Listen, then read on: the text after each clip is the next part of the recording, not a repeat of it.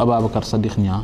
adjoint gouverneur de la région de Thiès chargé du développement. Donc réunion bi ñu amaloon tey alxamis du 30 janvier 2025 mooy pour regrouper tous les acteurs du comité régional de développement de Thiès pour waxtaan pour préparer journée de mobilisation citoyenne bi ñuy waajal ni samedi le 1er février. léegi nag li ñuy rafetlu mooy teewaayu autorité administrative yi préfet sous-préfet teewaayu maire bi daa ñëw en personne loolu ñu ngi koy rafetlu bu baax maire de la commune de Thiès Nord teewaayu chef de service yi ak surtout les acteurs communautaires notamment en tout cas tous les acteurs communautaires et les délégués de quartier et surtout le délégué du marché central ñëpp teewee ko ñu amaloon waxtaan pour xool yan dernier réglage la ñuy def ak yan solution la ñuy trouver pour défi yi ñuy xaar pour am journée bu mucc ayib incha allah te waxtaan yi fi jib xel dal na que incha allah samedi le 1er février incha allah dinañ am journée de mobilisation citoyenne avec une réussite totale incha allah. marché central lañ jàpp bi ñu choisir plusieurs sites gis nañ ni marché central ak événement yi fi jot a am yëpp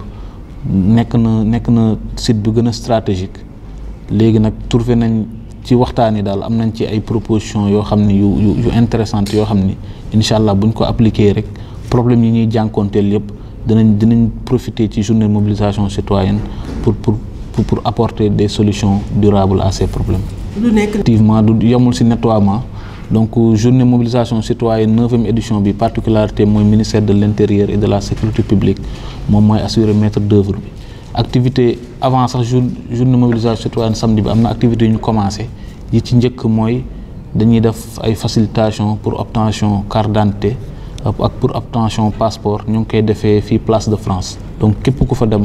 di nga ko amul woon carte d'identité ko amul woon passeport dina leen koy yombalal ba nga jot ci sa carte d'identité wala nga jot ci sa passeport.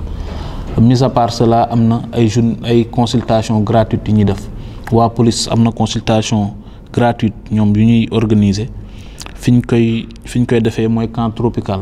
waa sapeur pompier aussi ñoo ngi defee seen consultation gratuite camp sapeur au niveau de l'infirmerie foofu ñaari sites yi ma wax nii yëpp képp ku bëgg def consultation gratuite wala don de sang boo fa demee dinañ la defal consultation wala di nga mën a maye deret yooyu mooy première activité yi ñëw avant ñuy egg sax ci journée samedi bi di journée de nettoiement et de sensibilisation aussi surtout ci kaaraange mesures yi ñu war a jël pour assurer kaaraange population bi notamment marché central de Thiès. dëgg la réussite totale boobu lañ bëgg moo tax képp koo xam ne rek boo ci jàppee liggéey bi dinañ ci am réussite rek convier nañ la invité nañ le maire de la commune de Thiès Nord mu ñëw en personne. les préfets sous-préfets ñëw nañ teewee ko chef de service yi ñu convié woon ñëw nañ les délégués de quartier concernés ñëw nañ et surtout le délégué marché central bi tamit ñëw nañ donc day wane ni rek ñëpp ñi nga xam ni seen loxo ñu ngi ci biir liggéey bi teewee nañ ko te ku nekk rek apporter nga sa touche si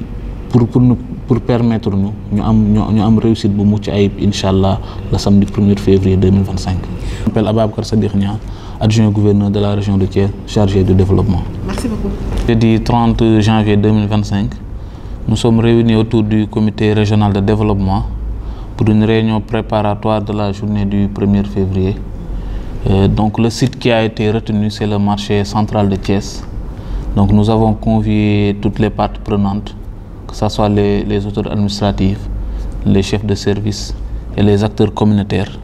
Donc tous ces acteurs-là ont répondu à l'appel. Et les mesures qui ont été retenues,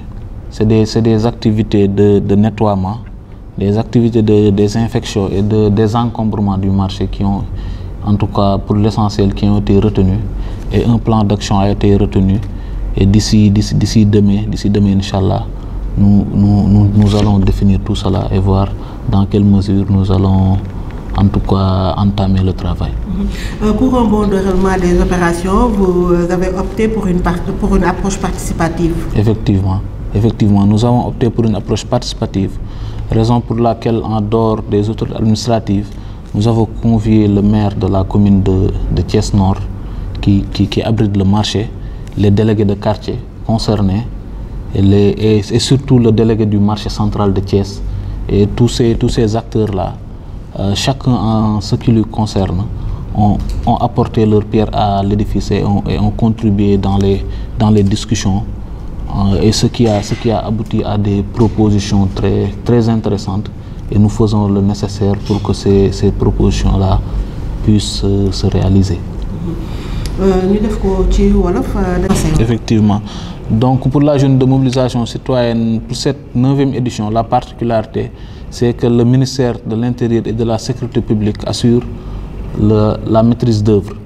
Donc en tout cas c'est sous la tutelle du ministère de l'Intérieur et de la Sécurité publique, et nous avons en prélude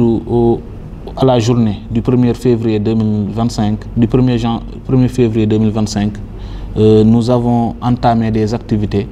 notamment des activités de facilitation pour ceux qui veulent disposer de leur carte d'identité